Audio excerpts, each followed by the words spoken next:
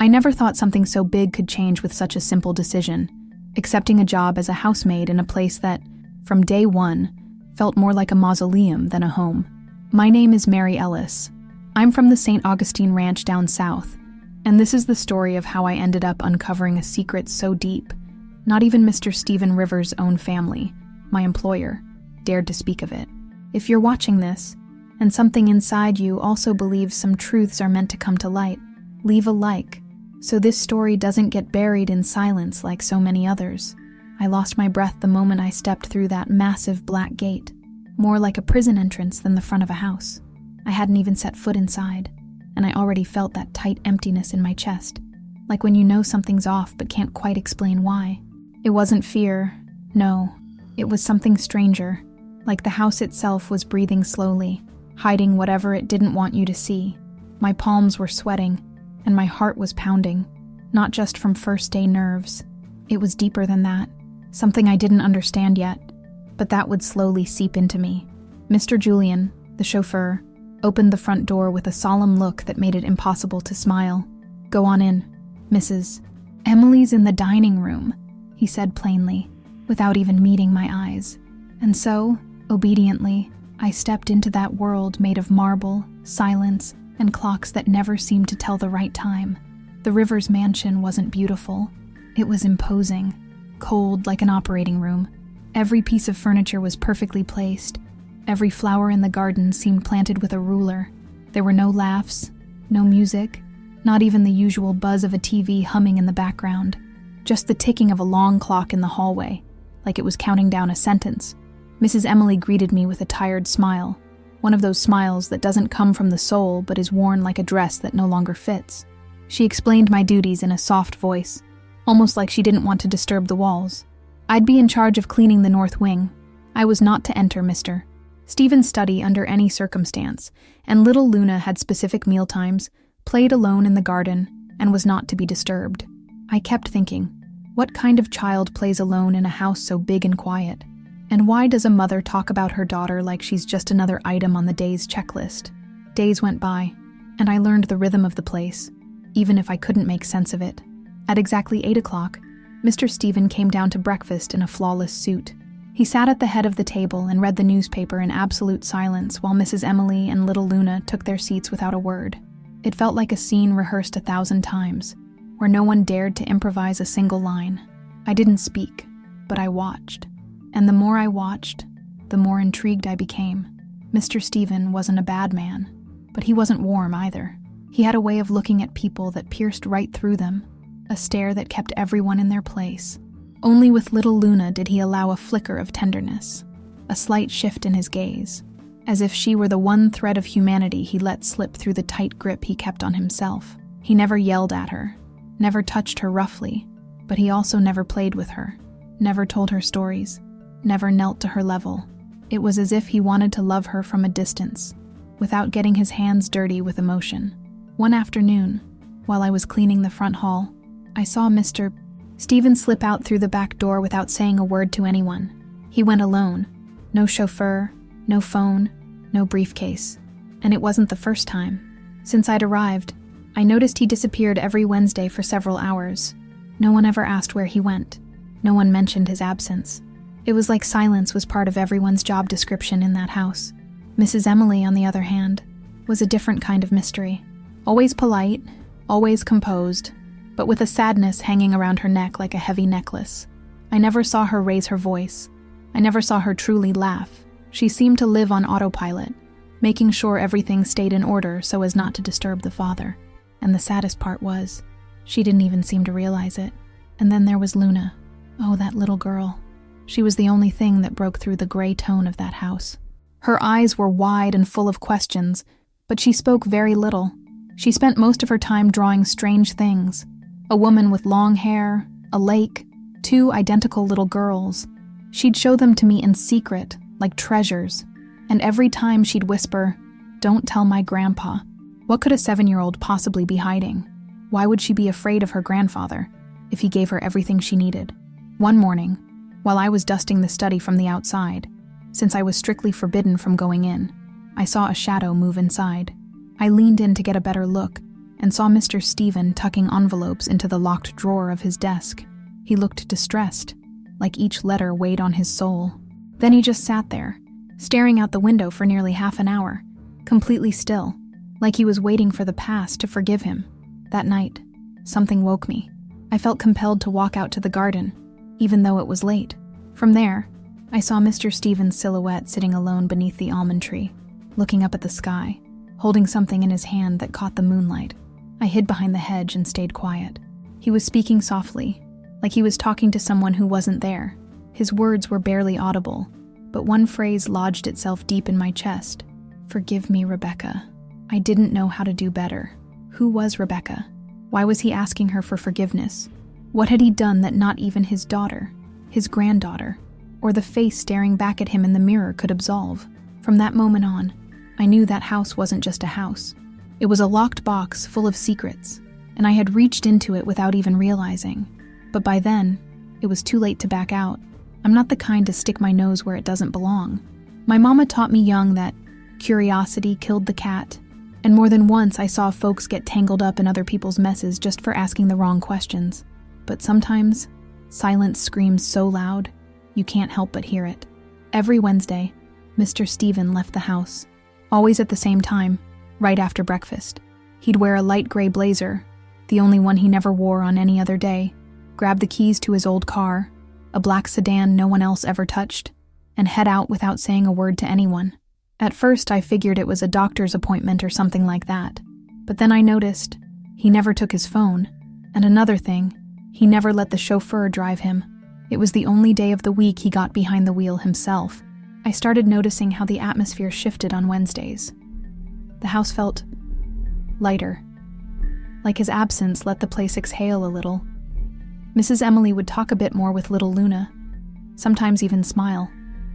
The kitchen staff played soft music, and even the old shepherd dog, who barely moved these days, stretched out more peacefully on his bed. But the strangest part? No one ever asked where Mr. Stephen went. It was like everyone knew not to bring it up. And that, more than anything, is what started to gnaw at me. One day I gathered the courage and gently asked Mrs. Emily if the boss had any special appointments on Wednesdays. She looked at me with a mix of surprise and confusion, like she truly didn't understand what I meant. Then she tucked a strand of hair behind her ear and said quietly, "He's always gone out those days, for as long as I can remember, but he's never said where." And just like that, she walked off, as if the conversation had been a slip. That night, I sat on my bed for a long time, staring at the moon through the window, turning it all over in my head. Something didn't add up. How could a daughter know nothing about her father's routines? Why wasn't anyone curious? Or maybe they had been once, and had learned to bury it. The following Wednesday, I made sure to be near the front hall, just as Mr. Stephen came down. He walked the same as always, firm, eyes straight ahead. But this time, he was holding a white envelope. Not big, but thick, and he held it with a kind of tension in his fingers that caught my eye. As soon as I saw him walk out the front door, I went straight to the study. It was locked, of course, like always, but something about the air felt different. Like I'd just missed something important by a matter of seconds. That same evening, as I was helping clear up after dinner, a courier arrived. Not the usual guy. This one came on a dusty motorcycle, wearing a black helmet and a worn leather jacket. He handed over a small package, and before leaving he gave a crooked smile and said, "It's for Mr. Rivers. Personal delivery as always." The cook took it without a word and placed it in the study. No one asked questions. No one opened the envelope. No one dared to touch it. I watched from the kitchen doorway, arms crossed, heart pounding. There was something about that exchange that smelled like a secret sealed with blood. The next day, while I was dusting the bookshelf in the living room, I saw Mr. Stephen pulling that same package out of his desk drawer. He opened it slowly, like there might be a bomb inside. Then he put it away again with the kind of care people reserve for a last will and testament. That's when I started keeping mental notes. I had no other way to track it, so I filed away every detail like a puzzle piece. Dates, times, gestures, envelopes, everything. Another strange thing. Every time he came back from his Wednesday outings, Mr. Stephen would lock himself in his office for at least an hour. And he always came out with eyes just a little more bloodshot. Not like he'd been crying, more like he was exhausted. Sometimes he seemed to stumble just slightly, as if whatever he was doing out there left him halfway broken. One night, after one of those returns, I heard him talking to himself. I was walking down the hall when I caught his voice, barely a whisper. I froze in place. He was saying something like, "I couldn't do better. I just couldn't." That phrase sent a chill through me. And as much as I hated to admit it, I was getting deeper into something that clearly wasn't my business. But it felt like the house was asking me to, like those old walls, full of echoes, wanted someone to finally listen. A couple of days later, while cleaning Luna's room, I found a new drawing. She sometimes left them hidden from me, between books or tucked under her pillow. This one was different. It showed two houses, separated by a road.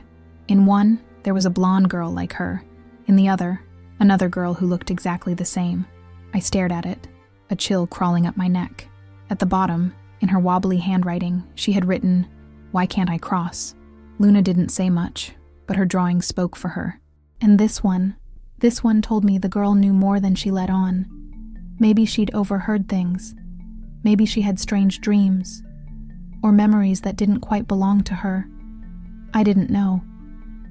But I couldn't keep looking at all this and pretend nothing was happening.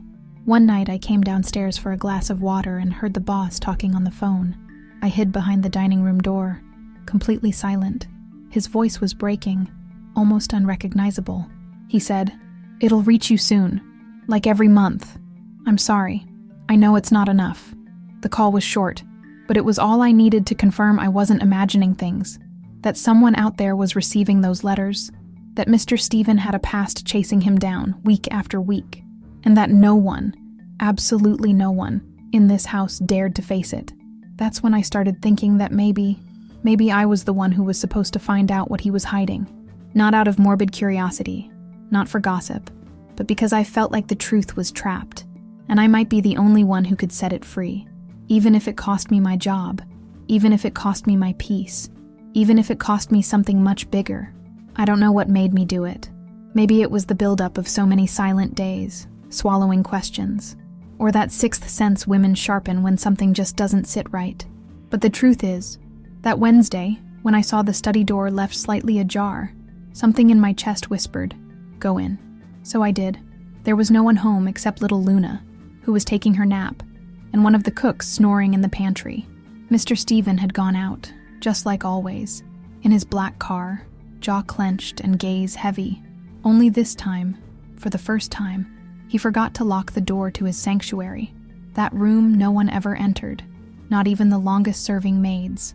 I don't know if it was a mistake, or if, deep down, some part of him wanted someone to find what he'd been hiding. I pushed the door with just my fingertips. It didn't creak. Inside, it smelled of old leather and polished wood. The air was thicker, like 1,000 secrets had been hanging there for years. Everything was in its place. A massive bookshelf, books arranged by color, a polished oak desk gleaming under the soft light of a desk lamp in the center. Warm, but sad. I walked slowly, barely breathing. I wasn't going to touch anything, I swear. I just wanted to look, to understand. That's when I saw the envelope. It was sitting at the corner of the desk, under a glass paperweight, white, unmarked, like the others I'd seen. But this one was different. It was open. I couldn't help it. I lifted it gently, and inside was a folded page, handwritten in firm but trembling script. What I read still knots my throat to this day. "Daniela, I'm sending this money like I do every month. I know it doesn't make up for anything. I know it doesn't erase the abandonment, the doubts, or the life you had without me, but it's the only thing I have left. To try, even from a distance, to make sure you have what you need. I've never stopped thinking about you. Not a day goes by that I don't wonder if you're happy, if you're okay, if someday I'll be able to ask your forgiveness while looking into your eyes. Your father, Stephen." I had to sit down. My legs wouldn't hold me anymore. Daniela. Who was Daniela? Why had no one ever spoken her name? Another daughter? The daughter no one mentions? Luna's drawings flashed through my mind. The two houses, the identical girls, Emily's bitter expression every time she mentioned her mother, the boss's silent departures. I carefully placed the letter back, just as it had been, and left the study feeling like a different person. I locked myself in my room and hugged my knees to my chest. I couldn't stop shaking. That night I didn't sleep. I stayed awake until the first rooster crowed, staring at the ceiling, thinking about what I'd read. What if it was true? What if he really had another daughter? What if she didn't know? Or worse, what if she did know and had lived with that open wound her whole life? That morning, I crossed paths with Mr. Stephen just as he was returning. He greeted me with his usual dry voice, but now I saw him differently, as if I finally understood that beneath the expensive suit and furrowed brow was a man who had been running from something for years. I tried to act normal. I couldn't let him suspect that I knew, but everything felt different now. Mrs. Emily sipping her coffee in silence. Little Luna playing alone with her favorite doll, the one with its hair tied into 2 braids. Coincidence? I didn't believe in coincidences anymore. Something told me the pieces were all right in front of me. I just had to put them together. I started looking for clues in the most discreet places. On the top shelves of the library, between old papers in the storage room, in the back drawers of the pantry where no one ever looked, all without raising suspicion. I didn't want to risk my job, but there was something stronger than fear now, the need to know the truth. One afternoon while dusting the guest room, the one that was never used, I found a photo album. It was wrapped in a fine cloth and stored in a wooden box with no name. I opened it with trembling hands. The first photos were of a young Emily, with Mr. Stephen and a young woman, dark-skinned, warm smile. It must have been Emily's mother. So far, nothing out of the ordinary. But then, I found a black and white photo, already faded. 2 identical babies lying next to each other, dressed the same, wrapped in the same blanket. On the back, written in blue ink, Emily and Daniela, April 1994. I couldn't breathe. 2, not 1. 2 daughters, twins. The truth hit me like a bucket of cold water. How could someone separate 2 sisters? How could a father take one and leave the other? Why did no one in that house, not even Emily, seem to know the truth? I slipped the photo into my pocket, heart pounding. I knew I was going too far, but I also knew there was no turning back now. I had found the loose thread, and I had to pull it, even if everything unraveled. I started researching at night, using my phone with the brightness turned all the way down. I searched Mr. Stephen's full name, looked up public records, certificates, anything that could give me a clue about Daniela Rivers. It took several days, but eventually, I found something. A recurring bank transfer to a woman with that name in a small town more than 3 hours away. It didn't say much, just an address and a zip code, but it was enough. I looked at the letter again. Now it meant something else entirely. It wasn't just guilt. It was debt, hidden love, fear, dressed up as routine. And I realized that Mr. Stephen, that stern man everyone respected without truly knowing, had been carrying the weight of a terrible decision for over 20 years. And I, a newly hired housemaid, now held a truth in my hands that could shatter more than one life. I looked out the window and saw Luna playing, her small laugh floating through the air, completely unaware. I thought of Emily, living her life as if she were an only child, caring for her father with devotion. I thought of Daniela, whoever she was, living her life without knowing that her father had been watching from the shadows, sending money like breadcrumbs to quiet his guilt. And I thought of myself, how someone like me, with a simple life and a humble job, had become the witness to something so immense. I didn't know what I was going to do, but I knew this. Silence was no longer an option. What I uncovered that week had taken away any hope of sleep. It wasn't just a letter anymore, or an old photo. No, now there were names, dates, real documents. It was a story written in ink, buried beneath years of silence and fear, and I had it in my hands. I went into the library under the pretense of doing a deep clean, like I did every Friday. But really, I was searching for an old notebook, one of those bound journals I'd seen high up on the shelf since my first day. I climbed onto a chair, reached for it carefully, and as I opened it, it almost slipped from my hands. It wasn't an ordinary journal. It was filled with notes, newspaper clippings, medical records, and at the back, a handwritten page in a woman's script. Rebecca Molina, 23 years old, pregnant with twins. Esteban doesn't want anyone to know. He says one of the girls will be raised by him and his wife. The other, I don't know. It hurts, but I can't fight anymore. I swallowed hard. Rebecca Molina. That name echoed in my chest. She wasn't just a single mother. She wasn't another affair in the life of a wealthy man. She was a broken woman, forced to give one of her daughters to the man who had left her alone at the worst possible moment. And the worst part, he did it in silence, sweeping it all under the rug of reputation. I kept reading. The note continued. I have nothing left. Only Daniela. They'll take Amelia tomorrow. They say she'll live like a princess. But I don't know if I can live with this wound. May God forgive me. I shut the notebook with a surge of rage. My stomach twisted into knots. Amelia, my employer, the woman who had grown up believing her mother had died when she was just a child. And Daniela, a shadow, a secret, a lost sister raised far from everything. What if she knew? What if they both knew? What would happen? That night, I couldn't take it anymore. I walked through the garden to the back gate, gasping for air. I felt trapped in a web spun over 2 decades ago. But in the midst of all that pain, one thing was crystal clear. I had to tell someone. I didn't know who. I didn't know how. But I couldn't keep this secret. Not anymore. The next day, I waited until Emily was in the kitchen, slicing fruit for Luna. I approached her cautiously. She smiled at me as she always did, but there was a tiredness behind her eyes. I gathered my courage. Ma'am, did you ever know someone named Rebecca Molina? Emily froze. The fruit slipped from her hands. She looked at me like I'd just spoken a forbidden word. Where did you hear that name? She asked, her voice barely a whisper. I didn't know what to say. I didn't want to reveal everything all at once. I just told her I had seen the name in an old letter, that I thought it might belong to someone important from the past. Emily stepped away from the knife, sat at the table, and stared at the wall. After a few seconds, she murmured, My mother, her name was Rebecca. That's what my father told me, but he never talked much about her, only that she died young, and that it was better not to bring her up.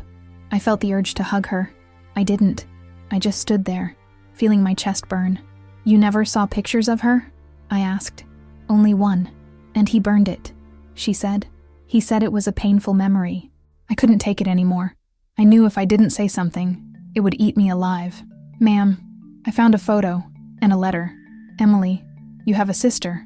Her eyes widened so much I thought she might faint, but she didn't. She stood up, grabbed my arm, and pulled me into the service room. She closed the door, demanded answers. I took the photo I'd hidden in a secret lining of my bag, handed it to her. She stared at it for a long time, her fingers trembling. It was the photo of the twins. On the back, the same inscription, Emily and Daniela. This can't be, she said, her voice breaking. Daniela? Yes, ma'am, I said softly. And there's more. I found a letter, a journal. Your father separated you at birth. Rebecca had you both, but he chose to raise only one. You. She covered her mouth, cried like I had never seen her cry before.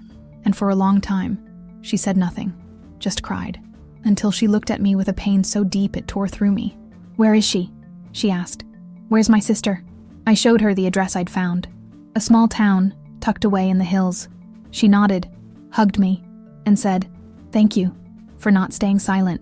And I, through tears, said something I now want to say to you, watching this story.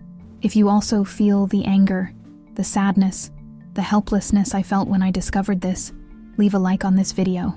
Not for me, but for all the Danielas living in the shadow of a lie. For all the Emilys who grew up with only half their story. For all the Rebeccas who were forced to keep quiet.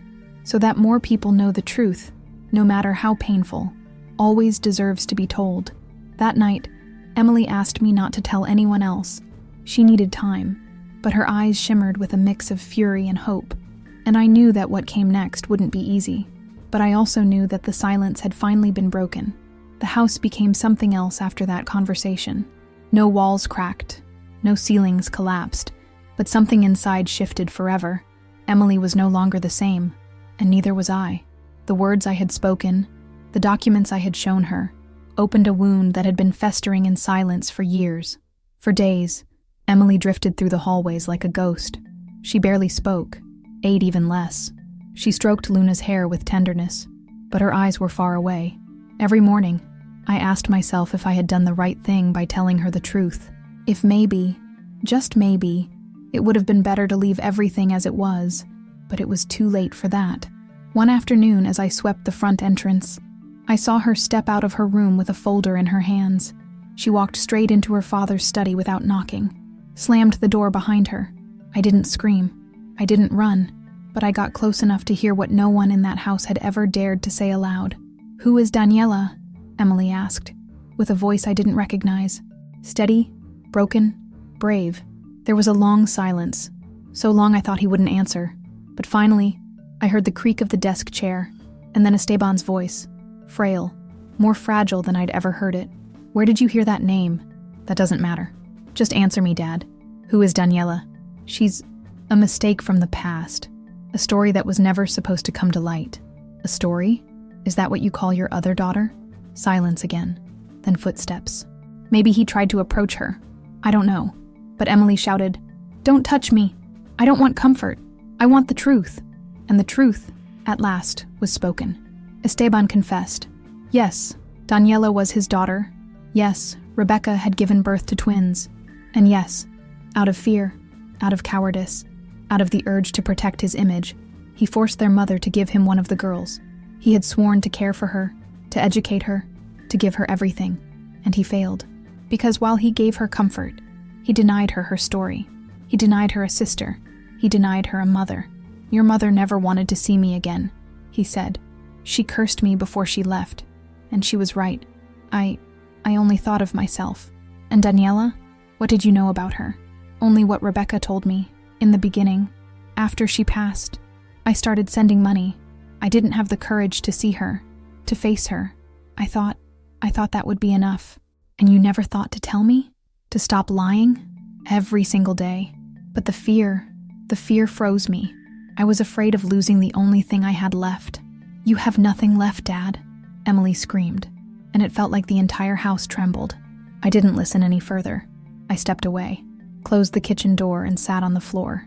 My hands were ice cold. The truth had come out, yes, but it hadn't brought peace. It had brought fire. That night, Emily didn't come down for dinner. Luna asked about her, and I simply told her that her mother needed to rest. But the truth was, Emily was locked in her room, crying. I heard her from mine. I had never heard a cry so deep, so dry. It was the cry of a woman who had just lost something she never even knew she had. The next morning, she came looking for me. Her eyes were swollen, but there was a new determination in her face. "Mariella, I need to go see her. I need to know if she's real, if she's my sister, if there's a part of me out there I've never known." I took her hand. I told her I was with her, that she wasn't alone. She hugged me. She said she didn't know how to do this, but she couldn't go on living with that doubt. That if Daniela didn't want to see her, she would understand. But she had to try. "And your father?" I asked. "I don't know," she replied. "I don't want to talk to him. Not right now." That same day, Emily asked Julian, the driver, to prepare the car for the following morning. But she didn't tell him where we were going, only that it was a personal trip, and we'd be gone for a few hours. Before bed, she asked me to stay with her in her room. She sat on the bed in her robe, legs crossed like a little girl. She looked at me and said, "You know what's the saddest part, Mariella? I always thought I was a whole person, that even if my father was cold, at least I had the comfort of knowing who I was. And now, I don't know anything." I stroked her hair. I didn't have the words to ease that pain, because she was right. They had stolen her beginning, her reflection, her other half. "What if I don't look like her at all?" she whispered. "What if she doesn't want to know me?" "Then she'll tell you," I said. "But you're doing the right thing." We barely slept that night. I was nervous too. I didn't know what we would find. I didn't know Daniela, her life, her temperament. But I knew one thing. No truth deserves to be buried. And in that moment, I understood something that changed me forever. There are truths that don't heal, that hurt, that burn like embers. But they are the only ones that can set us free. Because silence, when stretched too long, rots everything it touches. And that house? It already smelled like ruin. The drive to the village was long and quiet. Emily stared out the window without speaking, her hands folded in her lap, clutching a folder like a lifeline. I sat beside her, not daring to break a silence that seemed to hold centuries of doubt, fear, and a hope barely peeking through the cracks. We left at dawn, before Luna woke up. Emily left her a sweet note, promising to return that same night. Julian drove us without asking a thing, as if he knew some things didn't need explanation. He simply focused on the road and the weather as we left the city behind, and entered a highway flanked by hills and low trees. The village was small, almost frozen in time. Red-tiled houses, cobblestone streets, older women sweeping their front steps. Emily took a deep breath when we saw the sign. "Welcome to San Felipe del Monte." Her lips trembled. She took my hand without a word, just squeezed it.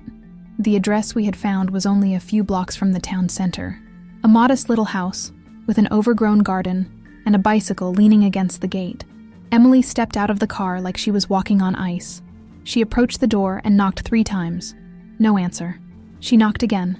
Then, a woman's voice from inside, gravelly, cautious. "Who is it?" "Daniela Rios," Emily asked softly. The door cracked open.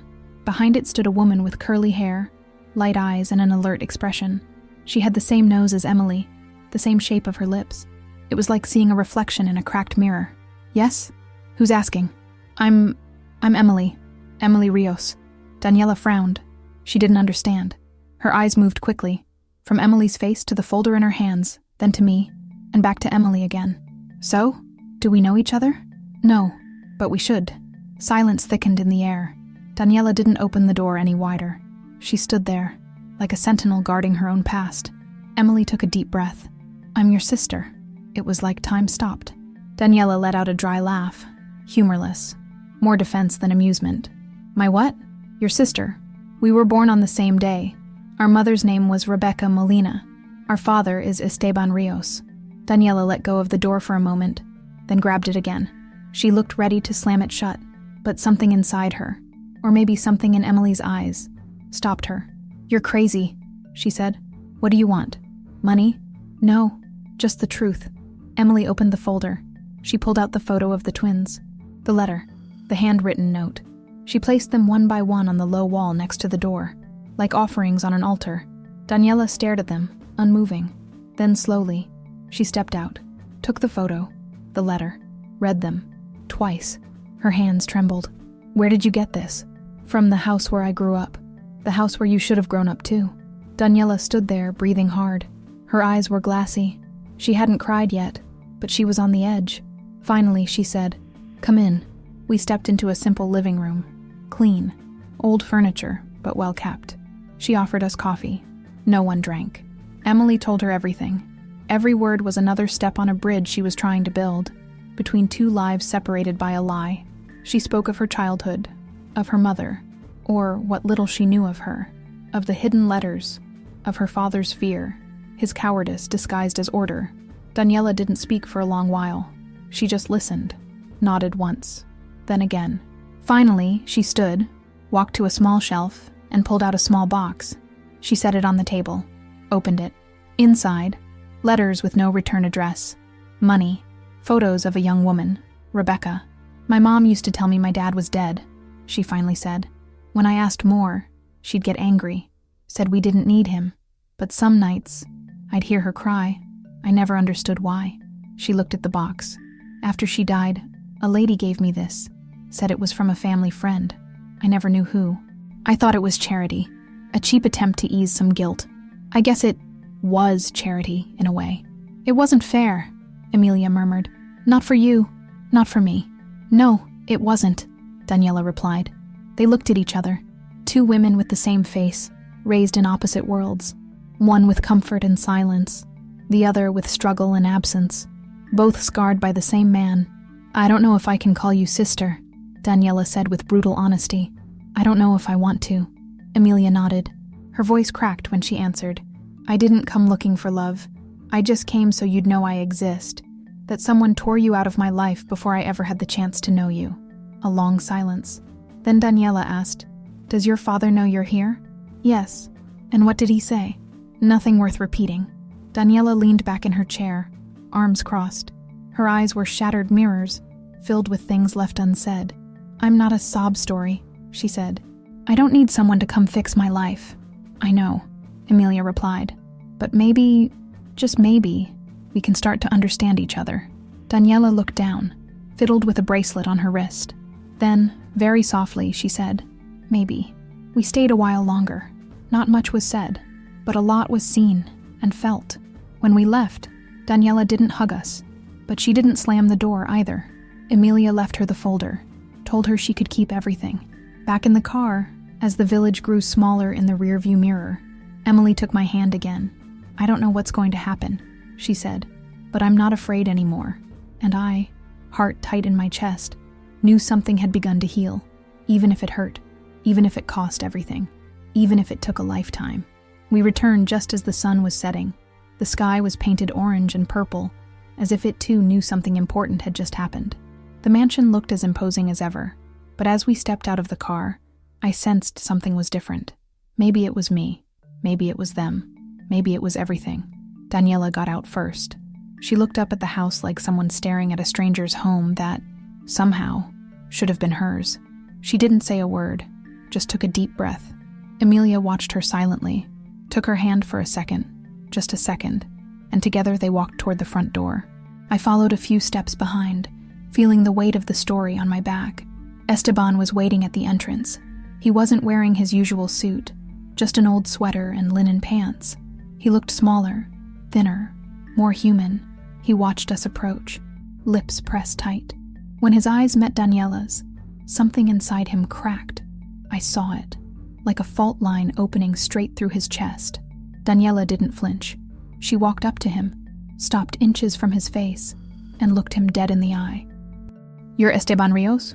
He nodded, barely. "My father?" He took his time answering, swallowed hard. His voice came out rough. "Yes, and what am I supposed to do with that?" The silence that followed was unbearable. Emilia looked down. I stepped aside, as if moving could somehow make me invisible.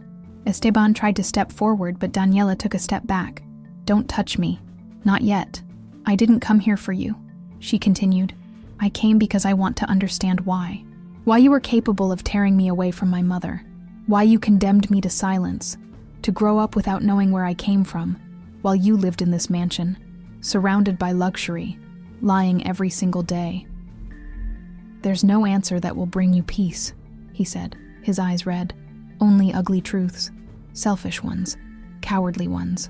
Then tell me all of them." Esteban leaned against the doorframe, as if his soul had grown too heavy to carry. When I found out Rebecca was expecting twins, I felt like my whole world was collapsing. I was married. I had a reputation, a family. I kept telling myself what we had done was a mistake. But Rebecca, she wanted to go through with it. She wanted to have them, raise them both. I didn't know what to do. I begged her to let me take one. Just one. I promised they'd never want for anything. And she, out of love for you, agreed. "Love?" Daniela snapped. "You call that love?" I was a weak man, Daniela. I thought I could control everything, that I could live a lie without consequences. But every Wednesday I left this house, every letter I wrote, it was just another chain. I became a prisoner of what I buried. And you think that makes you less guilty? No, I don't expect anything.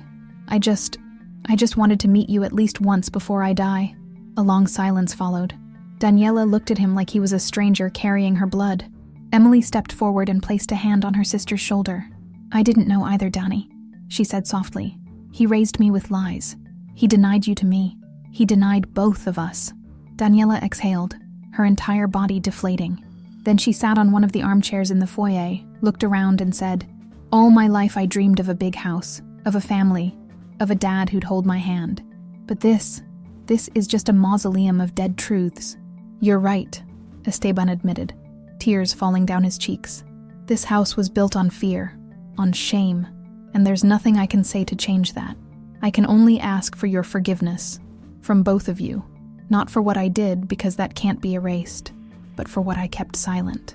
Daniela stood, walked toward him slowly, looked him in the eye, then with a voice barely holding itself together said, "I don't want anything from you. I don't need your inheritance or your public apologies. I just want you to know I'm going to speak. I'm not going to stay silent. And if I ever forgive you, it'll be for me, not for you." Esteban nodded, eyes downcast. Emily walked up to her father, took his hand, but not out of affection. It was a firm gesture, almost like sealing a deal. "I forgive you," she said, "but I don't excuse you. I forgive you because I don't want your shadow chasing me for the rest of my life, because I deserve to live without this guilt you passed down to me." And in that moment, I saw something I had never seen in that house before. 3 generations of a broken family, facing the truth. There were no hugs, There was no background music, just raw stares, shaky breaths, and the sense that something was ending, so that something new could begin. That night, no one ate dinner. Daniela stayed in a guest room. Emily went upstairs with Luna and read her a story. I locked myself in my room, my mind swirling with thoughts. And Esteban stayed in the living room, alone, staring into the fireplace like he was searching for some way to forgive himself among the embers. The truth had arrived, and though it burned, it was also light. The signing was quiet, no speeches, no grand declarations, no witnesses to applaud, just the sound of a pen cutting across paper, and a deep sigh escaping Esteban's chest, as if with each letter, a piece of his past peeled away. I watched him sit upright, trembling, but resolute. He read everything twice, even though he knew it all by heart. In the end, with the same hand that had closed doors for decades, hidden letters, and buried truths, he signed. Daniela said nothing at first. She simply watched.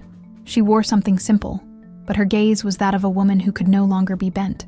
When she received the folder of documents, she held it firmly. It was more than just paper. It was proof that her existence had finally been acknowledged, not as a shameful secret, but as a rightful part of a broken, yet not irredeemable family story. Esteban tried to speak, but she stopped him with a small gesture of her hand. "We don't need more words," she said, lifting the papers slightly. "This already speaks for you." Emily stepped forward and placed a hand on her sister's back. She had been the bridge, the balm, and also the open wound. The one who had lived in deception, but also the one who chose to open the door to change. Between the two sisters, there were no forced hugs, no sweet promises, just silent pacts, growing complicity, built slowly, without pressure, without pretending. "What we do from here on," Emily said, looking into her eyes, "will be different. No more secrets. No more pretending it doesn't hurt. But we also won't let the past define us." Daniela nodded. She smiled for the first time since she arrived. It was a small smile, shy but sincere. A crack of light in a wall that had been sealed shut for years. And I felt ready to leave. The house wasn't the same anymore, and neither was I. Weeks had passed since that first Wednesday when the boss left, unaware that his life was about to change forever. Since then, every corner of the mansion had become a witness to transformation. Where once there were whispers and cautious footsteps, now there were real conversations. Luna's laughter, and the sound of a guitar Daniela brought from the village, sometimes strumming in the garden while Luna danced around her.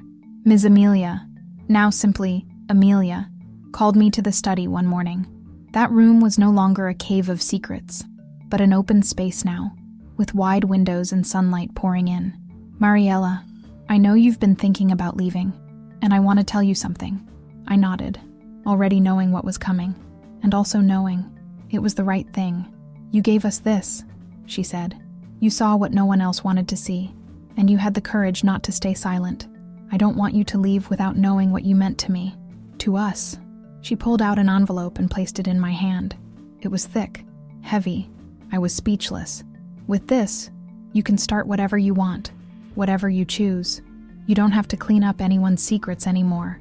You deserve a place of your own, one filled with truth, even if it's small." I couldn't help but cry.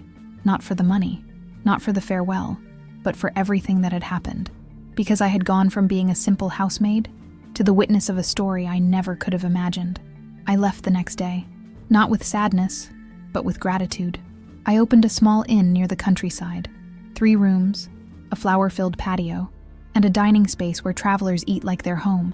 I called it La Casa de Abril, in honor of Amelia and Daniela's birth month, because April is that beginning, rebirth, truth that blooms. The Rivers mansion was no longer the same.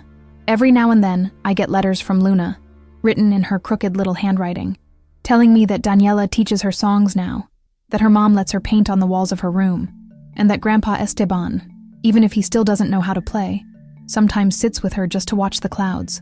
She told me that now, the house has music, and that there's a new rule. Nothing is kept under lock and key. And me, I often wonder, you who listened to this whole story, would you have done the same? Would you have stepped into something that didn't seem like your business? Would you have stayed quiet to keep your job? Or would you have followed that instinct, the one that tells you when something's not right?